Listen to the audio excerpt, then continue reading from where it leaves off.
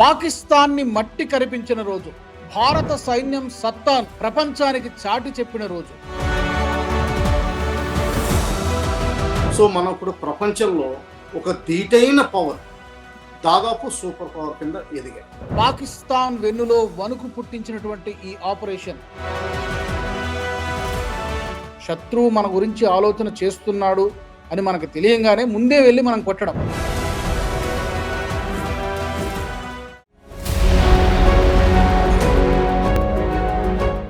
నమస్తే. పాకిస్తాన్ని మట్టి కరిపించిన రోజు, భారత సైన్యం సత్తాను ప్రపంచానికి చాటి చెప్పిన రోజు, మే 7, 2025. ఎవరు కూడా ఈ డేట్ని మర్చిపోలేరు. ఆపరేషన్ సింధూర్, పాకిస్తాన్ వెన్నులో వణుకు పుట్టించినటువంటి ఈ ఆపరేషన్, సుమారు 100 మందికి పైగా ఉగ్రవాదుల్ని మట్టుబెట్టినటువంటి ఆపరేషన్. మరి ఆపరేషన్ సింధూర్ జరిగి ఏడాది పూర్తవుతోంది. ఇప్పటికీ ఆ టెన్షన్ వాతావరణం ఉంది భారత్ పాకిస్తాన్ సరిహద్దుల్లో. పాకిస్తాన్ ఇప్పటికీ కూడా ఈ జరిగినటువంటి ఘోర పరాభవానికి ఏదో చేయాలి, ఏదో ప్రతీకారం తీర్చుకోవాలన్నటువంటి తపనతో ఉంది. ఏదో చిన్న చిన్న ప్రయత్నాలు చేస్తుంది. కానీ మన ఇంటెలిజెన్స్, మన భద్రతా దళాలు ఎప్పటికప్పుడు అప్రమత్తంగా ఉండి వాటన్నిటిని కూడా భగ్నం చేస్తున్నాయి. మరి ఏడాది పూర్తయినటువంటి సందర్భంగా ఇప్పటికీ కూడా ఆపరేషన్ సింధూర్ కొనసాగుతూనే ఉంది. ఈ అంశాన్ని గురించి మాట్లాడదాం. తాజాగా ఇండియన్ ఎయిర్ ఫోర్స్ కూడా ఒక వీడియో విడుదల చేసింది. భారత్ ఏది మరిచిపోదు, ఎవరిని క్షమించదు, ఇండియా నెవర్ ఫర్గెట్స్, అలాగే ఎవరిని కూడా క్షమించదు, ఆపరేషన్ సింధూర్ కంటిన్యూస్ అని కూడా చెప్పడం జరిగింది. ప్రధాని మోదీ కూడా ట్వీట్ చేశారు. ఈ సందర్భంగా మాట్లాడదాం. ఒకసారి ఈ ఆపరేషన్ సింధూర్లో ఏం జరిగింది ఒకసారి రివ్యూ చేసుకునేటువంటి ప్రయత్నం చేద్దాం. ఆ రోజున ఆ 88 గంటల ఆపరేషన్లో ఏం జరిగింది. నాతో జాయిన్ అవుతున్నారు రిటైర్డ్ కల్నల్, డిఫెన్స్ ఎక్స్పర్ట్, రక్షణ రంగ నిపుణులు వివి రావు గారు. నమస్తే రావు గారు.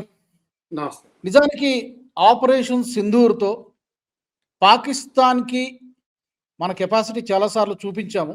ప్రతిసారి కూడా వాళ్ళని మనం ఓడించాం కూడా. మరొకసారి ఆపరేషన్ సింధూర్ లో కూడా అదే మనం చూపించాం. పాకిస్తాన్కి ఎంత మేర నష్టం జరిగింది, ఎలాంటి మెసేజ్ వెళ్ళింది మన శత్రు దేశాలకి ఆపరేషన్ సింధూర్ ద్వారా, ఎలాంటి మెసేజ్ వెళ్ళింది చైనా కానీ, బంగ్లాదేశ్ కానీ, ఈవెన్ అమెరికా ఒక విధంగా? లాస్ట్ కొన్ని సంవత్సరాలుగా చూస్తే పాకిస్తాన్ తోటి కానీ, చైనా తోటి కానీ మన రియాక్షన్స్ చాలా ప్రపంచానికి స్పష్టంగా తెలిసే విధంగా బయటకు వస్తున్నాయి. అదేంటంటే ఫోర్సెస్కి ఫుల్ ఫ్రీడమ్ ఇవ్వడం మొదలుపెట్టారు. మీకు తోచింది చేయండి, మీకు నచ్చింది చేయండి అన్నారు. ఫస్ట్ అది మంచి concept, directive style of management. మనుషులు మోటివేషన్ తోటి, కరెక్ట్ ఆపరేషనల్ ప్రొఫెషనలిజం తోటి బిహేవ్ చేస్తారు. ఇందులోనే భాగంగా పాకిస్తాన్ తోటి 2019లో ఒకసారి బాలాకోట్లో అటాక్ చేశాం. ఒక చిన్న శాంపుల్ ట్రైలర్ చూపించాం. ఆ ట్రైలర్ చూసి పాకిస్తాన్ ట్రైలర్ లాగానే ఉంటుంది అనుకుని ఈ లాస్ట్ ఇయర్ పహల్గాంలో 26 మందిని చంపడం జరిగింది. అది రిలీజియన్ బేసిస్ మీద వాళ్ళని స్పెసిఫై చేసి, వాళ్ళని కన్ఫర్మ్ చేసి, లేడీస్ ముందర మతం అడిగి మరి, మీరు కొంచెం మొహమాటంగా చెప్తున్నారు కానీ మతం అడిగి మరి చంపేశారు 26 మంది. ఇది చాలా అన్ఫార్చునేట్ థింగ్. ఇందులో దీనికి ప్రతీకారంగా మనం మే 7ని ఎర్లీ మార్నింగ్ లాంచ్ చేసే అటాక్స్. అయితే మనం ఈసారి బాగా ప్రిపరేషన్ తోటి, ట్రై సర్వీసెస్ యూనిఫైడ్ కమాండ్ తోటి, మల్టీ డైమెన్షనల్ వార్ఫేర్ ఇవన్నీ అంచనా పెట్టుకుంటా, overall centralised net centric warfare అన్నట్టుగా precision guided missiles 9 Pakistan terrorist స్థావరాలు మెయిన్ ఏవైతే ఉన్నాయో వాటన్నిటి మీద వాడడం జరిగింది. ఆ జేఎం మొత్తం ఎక్స్టెండెడ్ ఫ్యామిలీ అంతా దాదాపు నాశనం అయిపోయింది అందులో. అలాగే ఎల్ఈటి కూడా చాలా తీవ్రంగా నాశనం అయిపోయింది. ఇంత యాక్యురేట్గా చేస్తామని వాళ్ళు ఎప్పుడు అనుకోలేదు. కానీ వాళ్ళ ఎయిర్ ఫోర్స్ రియాక్ట్ అవ్వడం మొదలుపెట్టింది. ఎయిర్ ఫోర్స్ రియాక్ట్ అవ్వడం మొదలుపెట్టంగానే మనం కూడా కౌంటర్ ఇచ్చాము.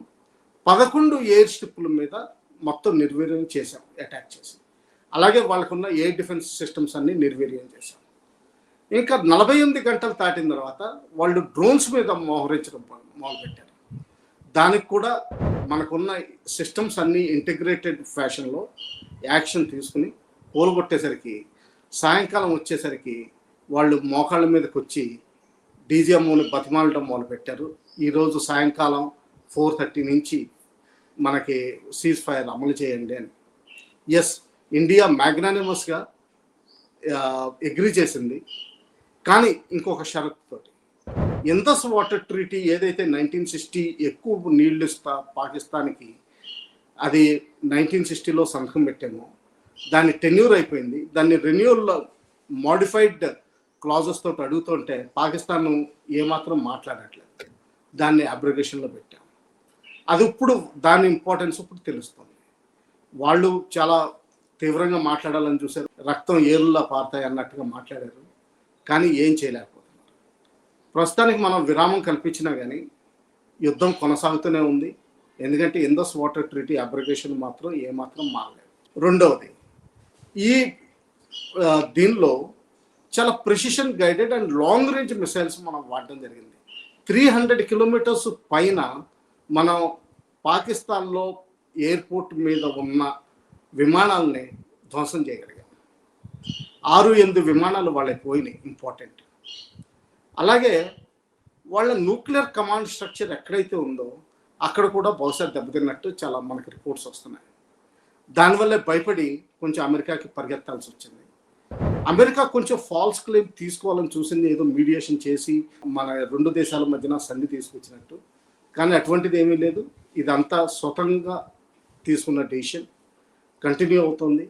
ఏమాత్రం టెర్రరిస్ట్ యాక్టివిటీ ఇండియాలో జరిగినా కానీ ఇప్పుడు అది మళ్ళా తిరిగి యుద్ధానికి దారితీసే అవకాశాలు ఉన్నాయి. లాస్ట్ టైం నేవీని మనం వాడలేదు ఫుల్గా, కేవలం మోహరించాం. ఈసారి నేవీకి కన్సిడరబుల్ ఇంపార్టెంట్ రోల్ ఇస్తామని ముందు నుంచి చెప్పుకొస్తున్నాం. ఇది మన పరిస్థితి. ఇంటర్నేషనల్గా టీమ్స్ పంపించి మొత్తం ప్రపంచానికి ఎక్స్ప్లెయిన్ చేసాం. తర్వాత ప్రపంచం దిగ్భ్రాంతి చెంది మనకున్న మిసైల్స్, ప్రెసిషన్ మిసైల్స్ ఏవైతే వాడామో వాటిని ఇంపోర్ట్ చేసుకోవడానికి ఎంక్వైరీస్ విపరీతంగా రావడం మొదలుపెట్టినాయి. కొన్ని దేశాలకు ఆల్రెడీ అగ్రిమెంట్స్ కూడా అయిపోయినాయి ఎక్స్పోర్ట్కి. సో ఆ విధంగా first Vietnam, Philippines, already Philippines, Armenia ఇటువంటి దేశాలకి మనం అమ్మగలుగుతున్నాం. దీనితో పాటుగానే ఈవెన్ ఇజ్రాయెల్కి కూడా అమ్మే అవకాశాలు కనిపిస్తున్నాయి. మన ఇజ్రాయెల్ కూడా మన దగ్గర కొనుక్కుంటుందా? ఇజ్రాయెల్ కూడా మన దగ్గర కొనుక్కుంటుందా? Yes yes, Prithvi sorry BrahMos missiles మన దగ్గర నుంచి తీసుకోవాలని చూస్తున్నాం. ఏంటంటే వాటి యాక్యురసీ ప్రూవెన్ యాక్యురసీ. ఇప్పుడు ఇంకా ఫస్ట్ టైం మన ఆత్మనిర్భర్ భారత్ దాని తర్వాత విపరీతంగా ఉత్సాహంతో పనిచేయడం మొదలుపెట్టారు. డ్రోన్ మ్యానుఫ్యాక్చరింగ్ కంపెనీస్ కానివ్వండి, ఆర్టిలరీ గన్స్ తయారు చేసే కంపెనీస్ కానివ్వండి, షెల్స్ తయారు చేసే కంపెనీస్ కానివ్వండి, అలాగే మనకి ఫారిన్ నుంచి ఇంపోర్ట్ రావాల్సిన కొన్ని ఇంజన్స్ ఇటువంటి కూడా మొత్తం మీద చాలా ఇంపార్టెన్స్ ఇవ్వడం మొదలుపెట్టారు. సో మనకి G404 ఇంజన్స్ ఇప్పటి వరకు అమెరికా ఇచ్చే పరిస్థితులు లేదు, అది వెంటనే ఇవ్వడం మొదలుపెట్టింది. మనకి latest aircraft in the world France నుంచి, రష్యా నుంచి, అమెరికా నుంచి, అలాగే యూరోపియన్ దేశాల నుంచి మల్టిపుల్ ఆఫర్స్ వస్తున్నాయి. విత్ టెక్నాలజీ ట్రాన్స్ఫర్ ఆఫర్స్ వస్తున్నాయి, జాయింట్ డెవలప్మెంట్కి ఆఫర్స్ వస్తున్నాయి. S-500 సిస్టమ్స్కి రష్యా జాయింట్ డెవలప్మెంట్కి ఆఫర్ ఇచ్చింది. సో మనం ఇప్పుడు ప్రపంచంలో ఒక ధీటైన పవర్, దాదాపు సూపర్ పవర్ కింద ఎదిగాం. ఇది ఈ లాస్ట్ ఇయర్ జరిగిన 88 గంటల్లో మనం అచీవ్ చేసింది. తర్వాత పాకిస్తాన్కి ఒక స్పష్టమైన మెసేజ్ అయింది.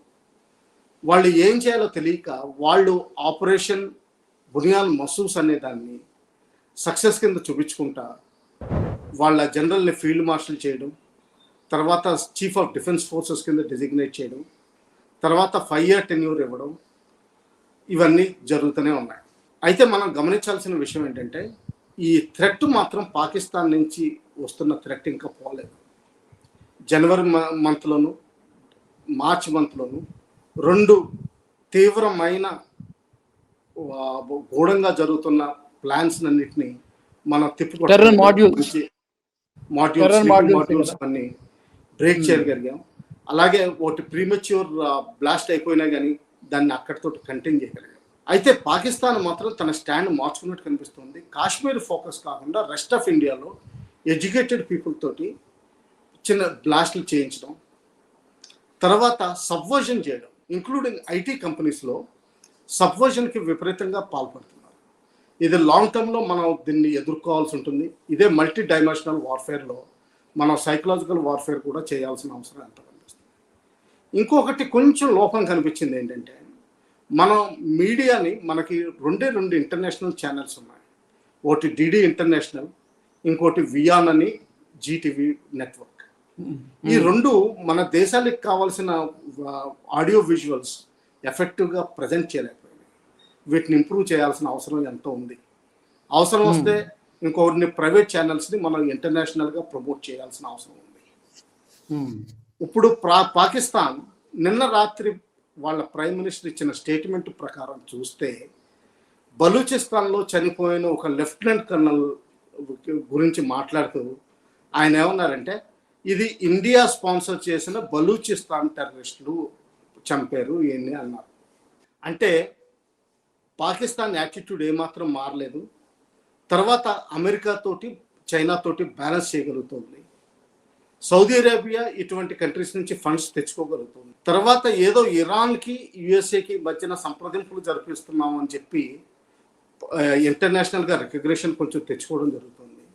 ఇది జనరల్గా మన ఇండియాకి డేంజరస్ క్రైమ్. ఎందుకంటే ఇటువంటిది పరిస్థితులు జరిగినప్పుడల్లా ఇండియాలో ఏదోటి దుశ్చర్య చేయాలని చూస్తుంది. ఆత్మవిశ్వాసం పెరిగిపోయి ఒక్కసారి ఏదోటి చేయాలని చూస్తుంది. దానికి మనం చాలా జాగ్రత్తగా ఉండాలి.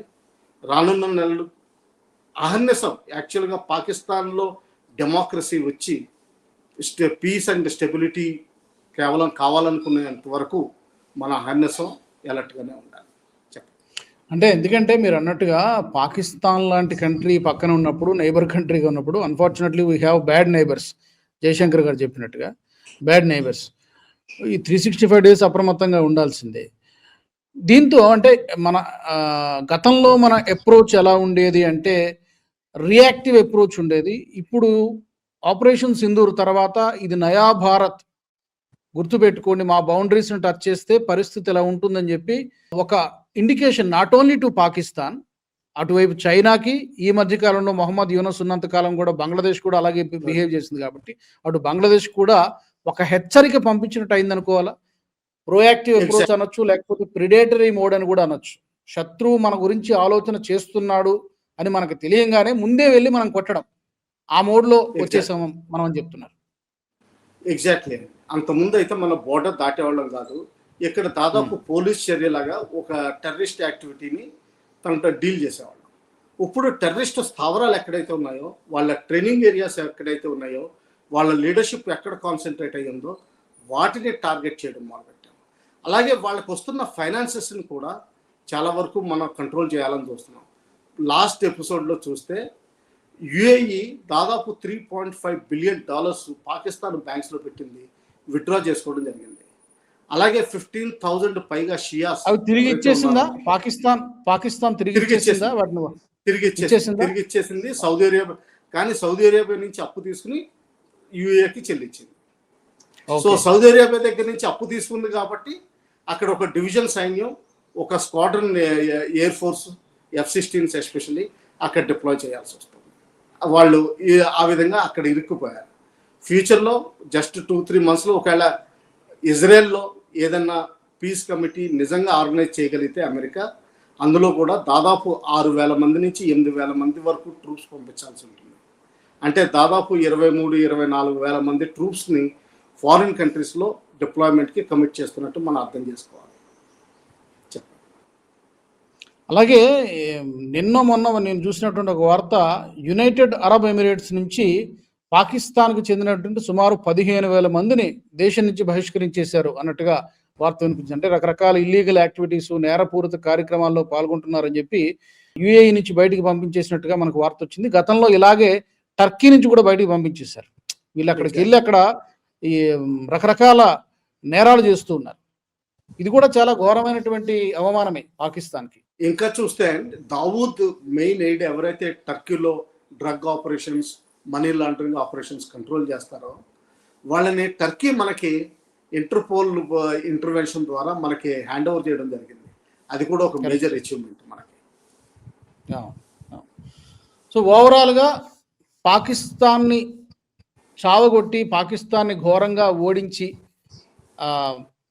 సంవత్సరం పూర్తయినటువంటి సందర్భంగా ఒకసారి ఇవాళ ఇండియన్ ఎయిర్ ఫోర్స్ కూడా ఒక వీడియో రిలీజ్ చేసింది, మీరు కూడా చూసే ఉంటారు. ప్రధాని మోదీ గారు ఏం చెప్పారు, ఆ రోజు ఏ విధంగా హైలైట్స్ అన్ని కూడా ఒకసారి దేశ ప్రజలకు గుర్తు చేస్తూ ఒక మెసేజ్ కూడా మరొకసారి ఒక హెచ్చరిక కూడా పంపించినట్టు అయింది ఆ వీడియో కనుక మీరు చూస్తుంటే కనుక. ఈ ఆపరేషన్ సింధూర్ తర్వాత పాకిస్తాన్ మినిస్టర్స్, ప్రైమ్ మినిస్టర్ కూడా ఇచ్చే స్టేట్మెంట్లు మారినాయి. ఫర్ ఎగ్జాంపుల్, పెట్రోల్ అక్కడ దొరకకపోతుంటే మన ఇండియా కాదు, వాళ్ళకు ఉన్నట్టు రిజర్వ్స్ ఒక సంతకంతో రిలీజ్ చేసే విధంగా, లేకపోతే మన ఇండియా కాదు, వాళ్ళకున్న ఫారెన్ రిజర్వ్స్ మనకు లేవు అన్నట్టుగా కూడా, అంటే ఏంటంటే మనల్ని యాక్చువల్గా ఒక పవర్ హౌస్ కింద రికగ్నైజ్ చేయడం జరిగింది, అందులో డౌట్ ఏమీ లేదు. కరెక్ట్, అవును. పాక్ మంత్రి ఈ మధ్యనే భారత్ని పొగుడుతూ మాట్లాడాడు. డెఫినెట్గా అవును. ఇద్దరు ముగ్గురు మాట్లాడారు మంత్రులు. థ్యాంక్ యూ సో మచ్ రావు గారు, ధన్యవాదాలు. గర్మే గుస్కే మారేంగి అనేటువంటి మాట చాలా సందర్భాల్లో రాజ్నాథ్ సింగ్ మాట్లాడారు, ప్రధాని మోదీ మాట్లాడారు, అమిత్ షా కూడా మాట్లాడారు. అది కేవలం మాటలకే పరిమితం కాదు, చేతల్లో కూడా చేసి చూపించగలం అని ఆపరేషన్ సింధూర్లో మరొకసారి భారత సైన్యం రుజువు చేసింది. ఇప్పటికీ కూడా అక్కడ టెన్షన్ వాతావరణం అయితే కనిపిస్తోంది. భారత్ పాకిస్తాన్ సరిహద్దుల్లో తాజాగా పంజాబ్లో 2 చోట్ల పేలుళ్లు జరిగాయి. మన భారత సైన్యం కూడా బ్లాక్అవుట్ మాక్ డ్రిల్ కూడా, అంటే యుద్ధం వస్తే ప్రజలు ఏం చేయాలి, సంసిద్ధం చేయాలి అనేటువంటి ఉద్దేశంతో మాక్ డ్రిల్ కూడా బోర్డర్ స్టేట్స్లో నిర్వహించడం జరిగింది. మొత్తానికి ఒక గట్టి హెచ్చరిక అయితే పాకిస్తాన్కి మరొకసారి భారత సైన్యం, భారత ప్రభుత్వం పంపించాయి. ఈ ఎపిసోడ్కి సంబంధించి మీ విలువైనటువంటి అభిప్రాయాలు తప్పకుండా కామెంట్ సెక్షన్లో పెట్టండి. వచ్చే ఎపిసోడ్లో మరొక ఇంట్రెస్టింగ్ టాపిక్తో మళ్ళీ నేను మీ ముందుకు వస్తాను. జై హింద్. ఈ వీడియో మీకు నచ్చినట్టయితే లైక్ చేయండి, 10 మందికి షేర్ చేయండి. అలాగే కామెంట్ల రూపంలో మీ అభిప్రాయాలను మాతో పంచుకోండి. Nationalist hub group of channels ను సబ్స్క్రైబ్ చేసుకుని తెలుగునాట జాతీయవాద జర్నలిజాన్ని ప్రోత్సహించండి. ఈ వీడియో కింద ఉన్న బెల్ ఐకాన్ పై క్లిక్ చేయడం మర్చిపోవద్దు.